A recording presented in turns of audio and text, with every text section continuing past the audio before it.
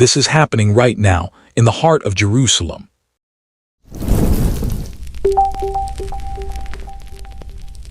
It is still dark enough that the city feels like it is holding its breath, but bright enough that the stone has begun to drink in the first thin gold of morning. The alleys are familiar, ancient, and impossibly quiet, the kind of quiet that makes every footstep feel like a question. And at one of the most sacred locations in Jerusalem, guards on duty begin reporting something that turns the air cold in the lungs the moment it is spoken.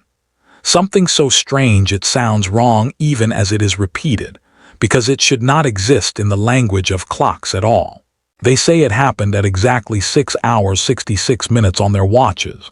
Yes, that is what they said. 6 hours 66 minutes. And right then, 7 mysterious figures were seen moving through the ancient streets. Stay with me to the end, because the deeper this goes, the more it feels like the city itself is trying to tell you something in a language older than words. This is not a coincidence inside the story. It is the kind of detail that makes every instinct rise up and lean forward. Let a question sit in your mind for a moment. Have you ever lived through an instant where time felt elastic, where reality seemed to buckle, where the ordinary world thinned and something else pressed through? Because that is the moment this story opens on. A morning in Jerusalem where time itself appears to stutter. The guards, trained professionals in this fiction, not men easily shaken, not the type to chase shadows, report it with the plainness of people describing what they saw, not what they wished to see. 7 figures walking in perfect formation. But the detail that catches on the mind like a thorn is the time. 6 hours 66 minutes. You hear it and your brain tries to correct it because you know a clock will not allow it. And you would be right, because there is no such thing as 6 hours 66 minutes. That impossible reading collapses instantly into 7:06. Do you see it now? Do you feel how the story wants you to notice what that transformation implies? 7. Completion, perfection, an ending that feels like a beginning. In the story, the number 7 is not just a number. It is a drumbeat that has echoed through scripture and memory. Genesis speaks of the 7th day, the day God finished the work and rested. Revelation is filled with sevens, churches, seals, trumpets, bowls. The narration says the number appears over 700 times in scripture. And now, in this fictional dawn, 7 figures appear as the watch clicks into 7:06. As if the impossible time existed only to be forced into a new shape.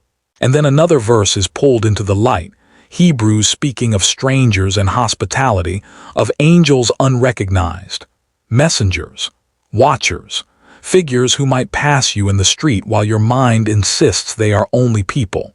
The story leans closer. It asks you to picture it.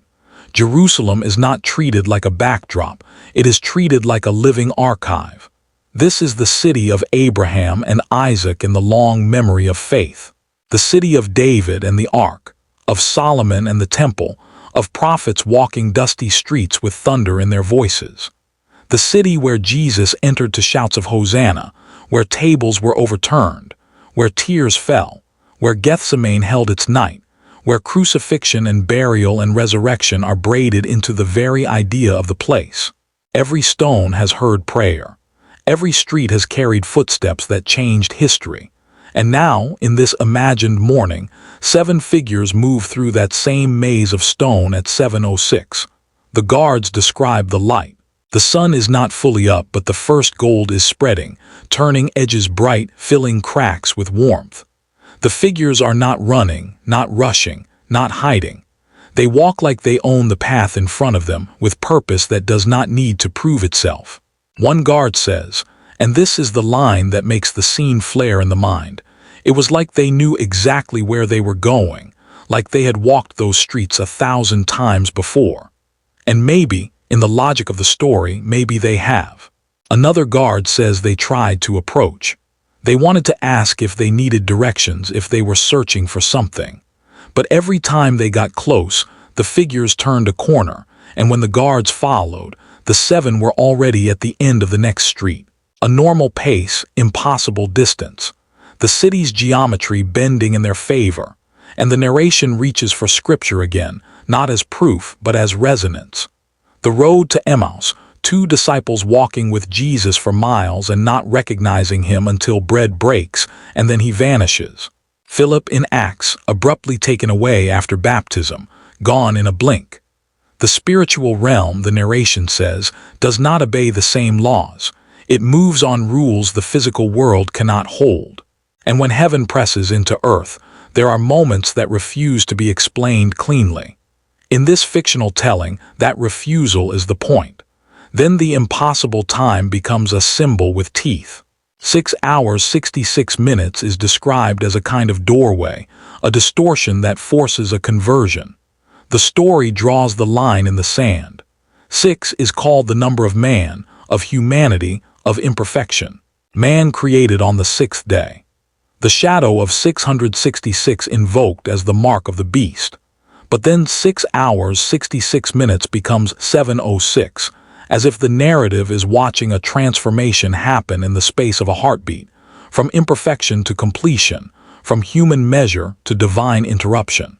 It is framed like an omen, like a message encoded in malfunction, like a clock confessing what it cannot comprehend. The story insists that God does not do random, that timing and detail carry meaning. It name-checks Nehemiah's 52 days, Jesus beginning ministry at 30, darkness during crucifixion from the 6th hour to the 9th. And then it returns to the watch face again, to the impossible reading and the forced correction. And it says, in the voice of the narrator, do you think God is speaking through that very impossibility? What seems impossible to man is the moment when divine time begins. It pushes the listener to feel it, to lean into the suggestion that the clock itself is a witness. The narration then shifts into a charged exhortation inside the fiction, a prompt to declare belief in divine appointments, a call to stand up and lift your head, the sense that redemption is drawing near. It pulls in Luke, then pivots to Matthew 24, the Mount of Olives, the disciples asking for signs, wars and rumors, earthquakes and famines, false prophets, and then the image of angels sent out with a loud trumpet call. And then, with a practiced pause, the narrator says this, not claiming certainty but feeding the tension, not saying the 7 are angels but saying the veil is thinning, that messengers are being positioned, that something big is coming. And then, the story adds a new layer, another detail. Multiple witnesses in the fictional world come forward. They describe an unusual stillness, 15 minutes where the usual morning soundscape is muted, cars and voices and construction softened as if the city is underwater, as if Jerusalem itself is holding its breath. A shopkeeper opening his door feels it. A woman walking to morning prayers at the western wall feels compelled to stop. From a distance she sees 7 figures in white. At first she thinks priests, monks, something ordinary, but something pins her in place. She wants to follow, but her feet refuse, like an invisible hand pressing gently down on her shoulders, saying, observe, just witness. Witness? The word becomes a hinge. The narration brings in Acts 1:8, you will be my witnesses in Jerusalem, then Judea, Samaria, and to the ends of the earth. It starts in Jerusalem, it always starts in Jerusalem, the narrator says. And now, in the year 2025, inside this fictional frame, something unprecedented is unfolding there. The script in its original form would normally push for likes and algorithmic reach, but here the energy stays in the story, in the urgency of the telling, in the feeling that something is trying to be seen. Then comes Revelation 1:4, grace and peace, 7 spirits before the throne. The 7-fold spirit in Isaiah, the spirit of the Lord, wisdom, understanding, counsel, might, knowledge, fear of the Lord. The narration turns those words into a question that sounds like a prayer and a warning at the same time. What if these 7 represent a spiritual awakening about to sweep through Jerusalem and then outward? What if this is a message? I am here, I am watching, I am about to move. The guards are shaken. In the story, they have watched thousands pass, pilgrims and tourists, rabbis, priests, imams, locals with groceries, children laughing, old men with tired eyes. But these 7 are different, and the guards cannot explain why, and that inability becomes the signature of the encounter. And then the script opens its most cinematic door. A security camera captures something extraordinary. The footage is not perfect, early morning, low light, the kind of grain that makes reality feel like a memory. But you can see them. 7 figures moving in formation. And when the technicians try to enhance the image, when they zoom in on faces, there is nothing but light. Not a harsh glare, not a whiteout, but a soft radiance that refuses detail, as if the camera can capture stone and shadow and distant pedestrians, but cannot catch the true features of whatever is walking there. The technician insists it is not malfunction. Everything else is clear. Only the 7 are veiled in brightness. The narration reaches again for parallels. Moses coming down from Sinai, face radiant, veiled because it was too much. The Transfiguration, a face shining like the sun, clothes white as light.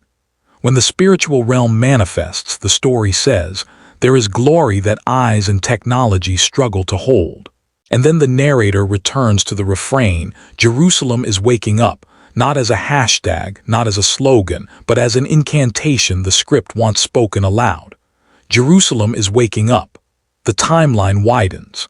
Israel becoming a nation again in 1948 is described as prophecy echoing in modern history.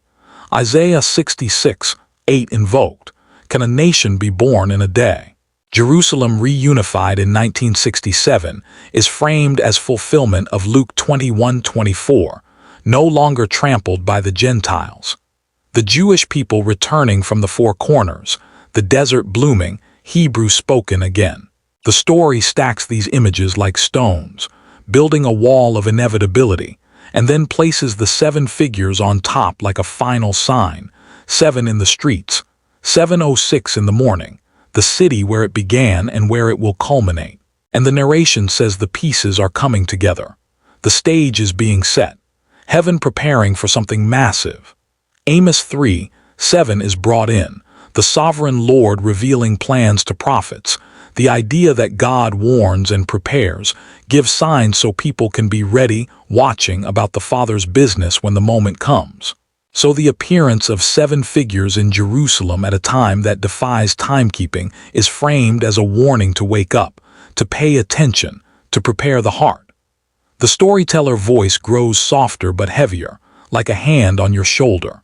Then the script turns and asks its final question, the question it has been circling since the first impossible timestamp.